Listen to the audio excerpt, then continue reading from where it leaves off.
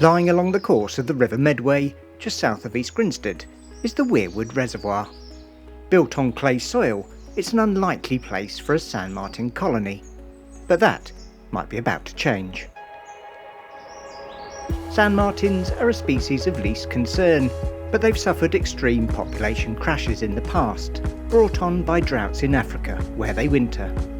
In the south of Britain, natural sand martin nesting sites have been disappearing steadily over the last 50 years. Providing alternatives could boost their numbers. Southern nesting sites can produce relatively more chicks than northern ones, as milder springs, earlier hatching of insects, and longer summers support more broods per adult. At Weir Wood, Phil Holland has come up with a plan to help.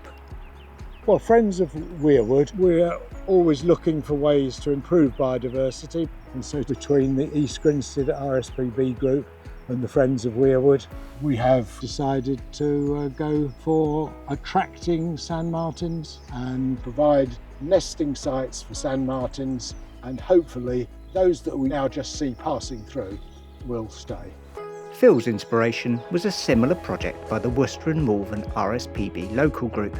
In 2022, they, along with volunteers from the Canal and River Trust, built and installed an artificial sand martin nest bank on an island on the River Severn.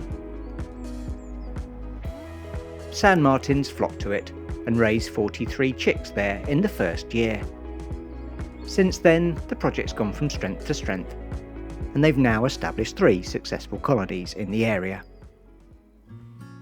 Back at the Weir Wood project, Martin Jeffree has volunteered as chief carpenter.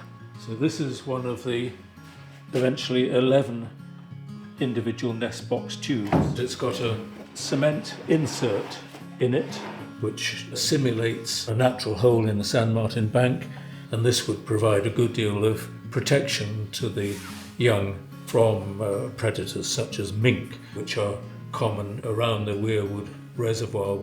The back panel comes off to give access to the actual nesting chamber to clean the nest box and recycle it without any danger of the new occupants picking up diseases from the previous year.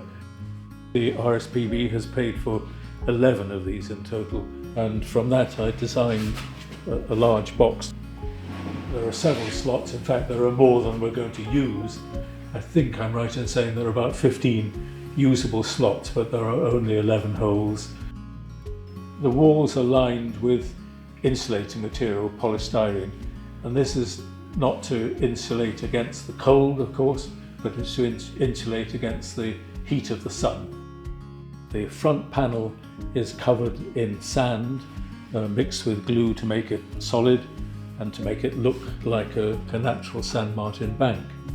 The design and building of this has probably taken about 6 weeks in total. I regard it as my particular contribution, and I think I will be involved in monitoring their success. So I'll certainly get some pleasure out of it. Projecting for the future, we'll try this for a season or 2. If it's a roaring success, we may build another one. Of course, we don't know if we're going to be successful at all yet. So far as we know, there are no sand martins nesting in the vicinity of Weir Wood, but we do see sand martins in spring and autumn on migration. It takes collaboration to get a project like this up and running, and even though there's no history of sand martins nesting in the area before, Phil's sure that it could be just the place to establish a colony. Yeah, I would have the thing right against the edge at the front. There's plenty of food, that's why this is a great place for fishing and seeing sand martins on migration. They search for new nesting sites because the sort of sites they use, which are eroding sandbanks, tend not to last. Birds start coming through here at the end of March, but they almost certainly know where they're going. They're going to be getting up to the north in Scotland to where they went last year. Then there'll be a few juveniles, and hopefully they will be attracted by this magic bleeper this first spring.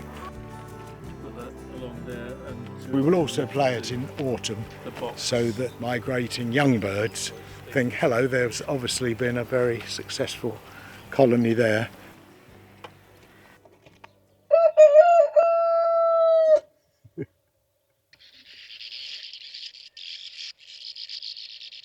That is the tweeting and twittering the sand martins make as they're going around their business in front of their colony. Like most migratory birds, sand martins are very much attracted by the sounds of their congeners, all feeling excited, and so these are the recommended boxes. They play automatically for a few hours after dawn, and if a bird's around, it hopefully will attract them. It may take a couple of years, but we're obviously optimistic. The sand martin bank is now visible from the car park and hide on Legsheath Lane, and we're crossing our fingers that spring migration brings feathered visitors that like Phil's plan as much as we do.